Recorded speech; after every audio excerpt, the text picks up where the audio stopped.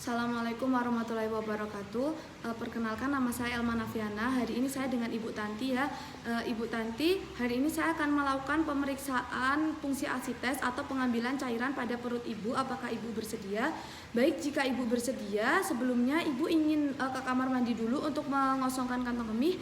Jika tidak, Ibu bisa duduk di sini dengan setengah duduk atau semipolar dengan sudut 30-45 derajat ya Bu ya. Jika sudah, baju yang ada di sekitar perut bisa dilepas ya Bu ya, jangan ada yang tertutupi. Lalu untuk bagian yang tidak diperlukan saya tutupi dengan selimut.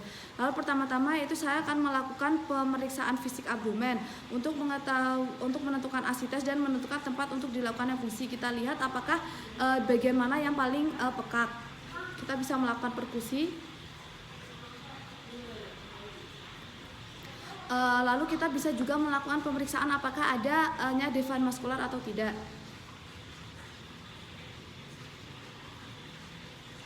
Lalu selanjutnya untuk fungsi untuk asites sendiri bisa kita lakukan dengan pemeriksaan sitting dullness atau pemeriksaan undulasi. Lalu selanjutnya kita akan menentukan untuk daerah yang akan dilakukan fungsi, yaitu disarankan pada kuadran kiri bawah.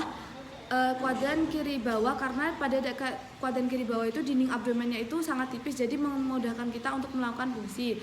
Lalu selanjutnya untuk tempatnya sendiri yaitu ada di 2-3 jari ke arah medial dari garis vertikal dan 2-3 jari dari garis horizontal atau sejajar dengan sias sinistra. Baik Bu, lalu kita tandai dengan spidol atau pena. Baik, sudah kita tandai. Selanjutnya yaitu saya akan mencuci tangan dan menggunakan handscoon. Baik, selanjutnya saya sudah mencuci tangan dan sudah memakai handscoon. Pertama-tama yaitu kita disinfeksi dulu bagian yang sudah kita tandai dengan povidone iodine. Cara memutar. Jika sudah, lalu kita pasangkan duk steril. Sudah kita pasangkan duk steril, lalu saya akan melakukan untuk anestesi infiltrasi. Untuk anestesinya yaitu dengan lidokain 88%. Lalu kita anestesi secara infiltrasi. Lalu jika sudah, yaitu saya akan melakukan penusukan untuk IV catheter dengan ukuran 14G. Untuk penusukannya sendiri itu ada dengan cara perlahan secara miring atau dengan teknik Z, yaitu dengan sedikit menarik kulit terlebih dahulu lalu kita tusukkan dan dilepaskan. Untuk memudahkan kita menggunakan teknik perlahan dan dimiringkan. Lalu jika sudah, saat jarum masuk ruang peritoneum, kita bisa merasakan tahanan mulai berkurang dan bisa saat kita aspirasi terlihat sedikit cairan. Pada saat itu kita tahan sedikit sambil kita ambil mandrin.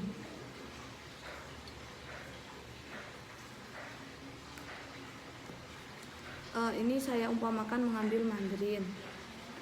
Lalu jika sudah, untuk keperluan diagnostik itu bisa kita ambil cairannya itu sebanyak 20 cc lalu kita berikan pada lab. 20 cc bisa kita kirim untuk pemeriksaan lab. Lalu selanjutnya untuk keperluan fungsi terapeutik, kita bisa sambungkan infus set yang di bagian bawahnya itu sudah kita sambungkan dengan flabot infus yang sudah di vakum. Lalu kita pasang.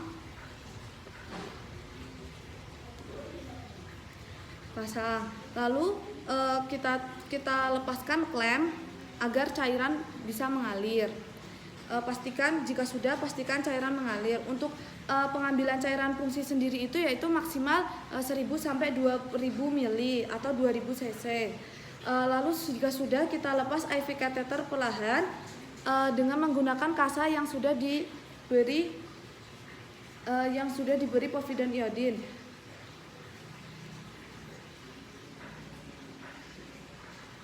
Lalu jika sudah, kita plester bagian yang yang sudah dilakukan fungsi.